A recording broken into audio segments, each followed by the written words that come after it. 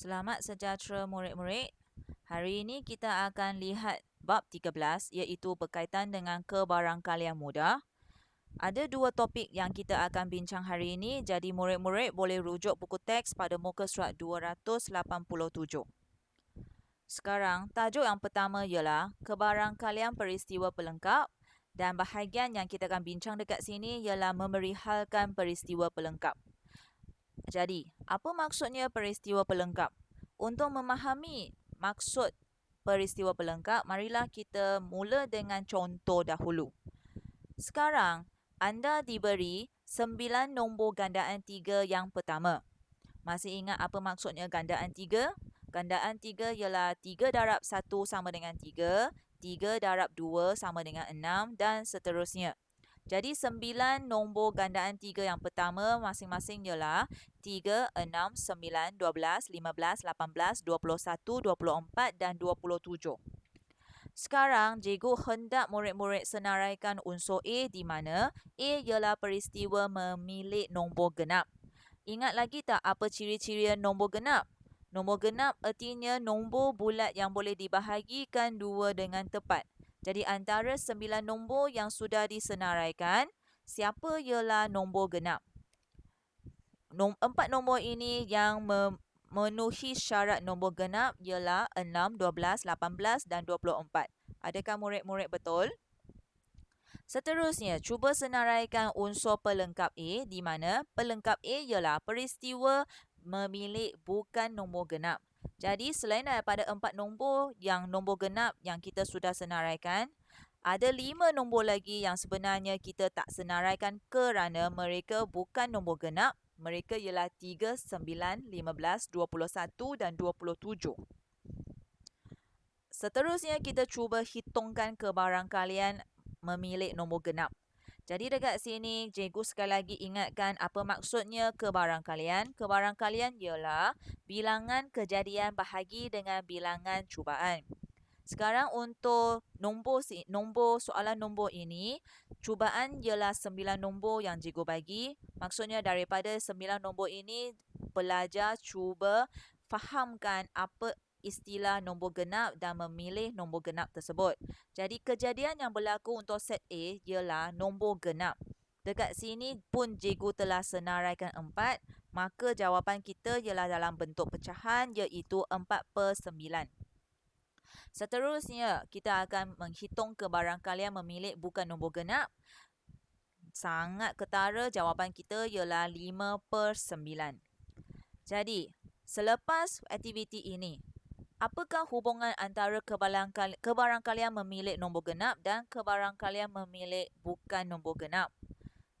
Terlebih dahulu, kita fahamkan satu istilah iaitu ruang sampel. Ruang sampel sudah dibincangkan dalam kelas ialah diwakili dengan huruf S besar, merupakan semua nombor yang terlibat. Sekarang, semua nombor dekat sini adalah 9 nombor gandaan 3 yang pertama yang cikgu bagi. Daripada ruang sampel tersebut, kita akan ada peristiwa A ataupun peristiwa yang memenuhi set A. Sekarang set A kita ialah memilih nombor genap.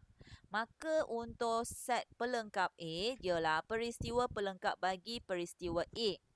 Apabila kita buat dalam nombor, kita akan mendapati bahawa kebarangkalian set A tambah dengan kebarangkalian A pelengkap ialah sama dengan 1, iaitu 4/9 tambah dengan 5/9 sama dengan 1.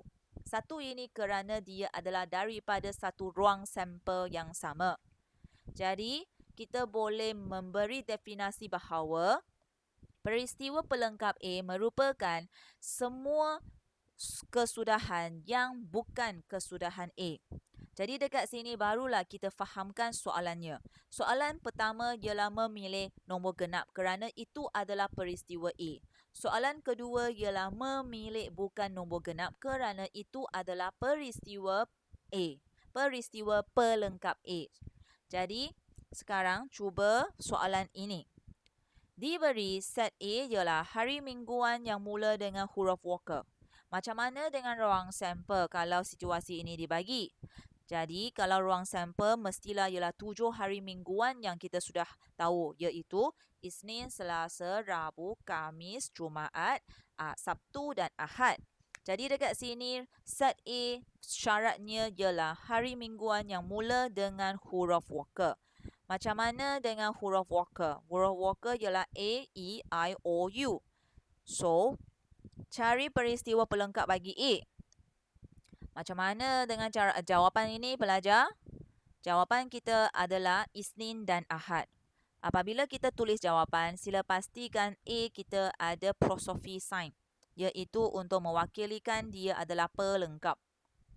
Seterusnya, kita cuba masuk dalam soalan yang berkaitan dengan pengiraan kebarangkalian peristiwa pelengkap. Jadi, murid-murid boleh rujuk buku teks dalam muka surat yang cikgu tuliskan. Untuk soalan 2. Sebuah bekas mengandungi sejumlah pen biru dan pen merah. Kebarangkalian memilih satu pen biru dari bekas tersebut ialah 3/5. Hitung kebarangkalian memilih sebatang pen merah dari bekas yang sama. Jadi sekarang kita akan lihat definisi istilah ataupun informasi yang kita ada, iaitu memilih satu batang pen biru dari bekas tersebut ialah 3/5. Artinya kebarangkalian pen biru adalah 3/5. Ini adalah peristiwa yang berlaku. Sekarang apa yang kita perlu hitungkan ialah kebarangkalian memilih sebuah batang pen merah.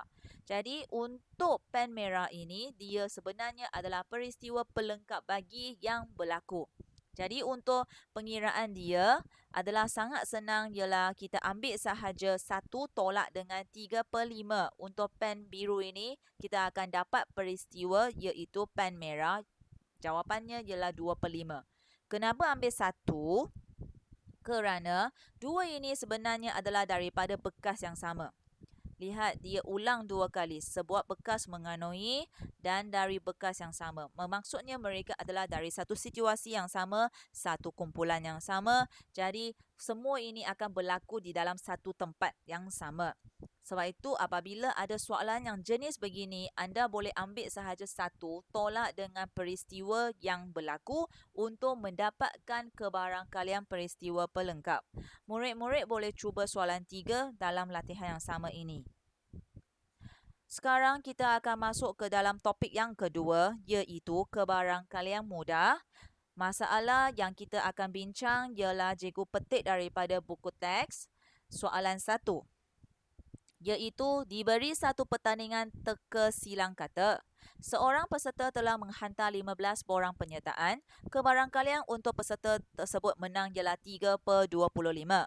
Berapakah jumlah borang penyertaan dalam pertandingan tersebut? Jadi pelajar, sebelum kita mulakan, ini kita perlu fahamkan dulu apa informasi yang kita ada. Yang pertama, peristiwa yang kita tahu ialah, peristiwa yang berlaku ialah menang, iaitu 3/25. Dan seterusnya, berapa peserta ini telah hantar borangnya? Dia telah hantar sebanyak 15 borang penyertaan. Jadi untuk soalan kebarangkalian mudah macam ini, sebenarnya cikgu menggalakkan murid-murid menggunakan cara pengiraan berdasarkan blok. Kerana itu adalah cara yang paling senang dan tiada, kita kata, mengurangkan kesilapan kefahaman semasa kita membuatkan soalan.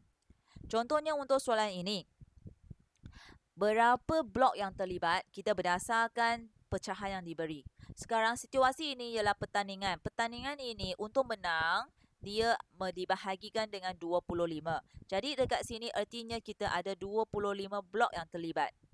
Untuk orang ini, peratusan ataupun kebarangkalian, berapa peluangnya, berapa peluang besarnya ataupun kecilnya dia menang ialah 3. Dan 3 ini adalah kerana dia telah hantar sebanyak 15 borang penyertaan.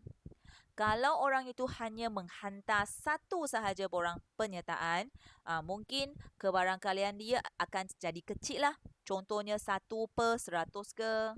Tapi kerana orang ini dia sangat rajin memasuki pertandingan teka silang ini, jadi dia boleh menghantar 15 borang penyertaan.